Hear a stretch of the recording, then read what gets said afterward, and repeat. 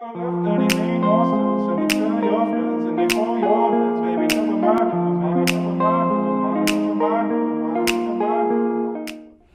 back to Mongoose Mondays. Today we're going to be featuring a question we get a lot with cylinders that are plated, and that is, what parts should I take off my cylinder and why do I have to send certain parts and not others? So basically the process with chemicals that we use to get Nicocil off of your cylinder eats anything that isn't aluminum. So that's how it gets the Nicocil off.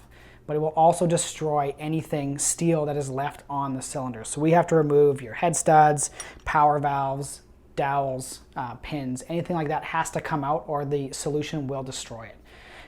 So what happens is a lot of people then remove these parts themselves to avoid a disassembly charge from us, but then they don't send them with us, with the cylinder. So what we need from you is, if it's a two-stroke that has a power valve, we need the power valve sent. If you take it out yourself, that's fine, but send it with the cylinder. The reason is that once it's plated, the plating solution gets on the bore, but it also goes inside the ports a little bit, which we then grind out later. Now, once it wraps around the exhaust bridge, it can interfere with how the power valve functions. So we grind that away, but if we don't have your power valve to reference where they slide, because everyone is slightly different, we don't know how far to grind it to ensure that your power valve moves smoothly.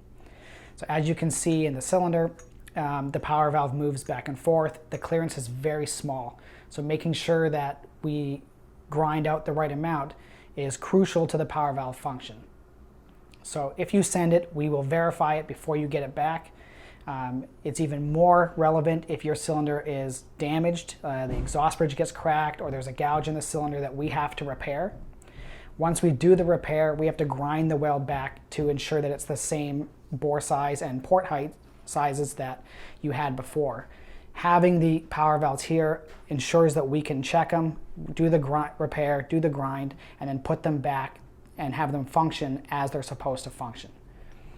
So to touch back, if you want to leave your power valve assembly installed in the cylinder, you can send it down. We will take it apart for an additional charge.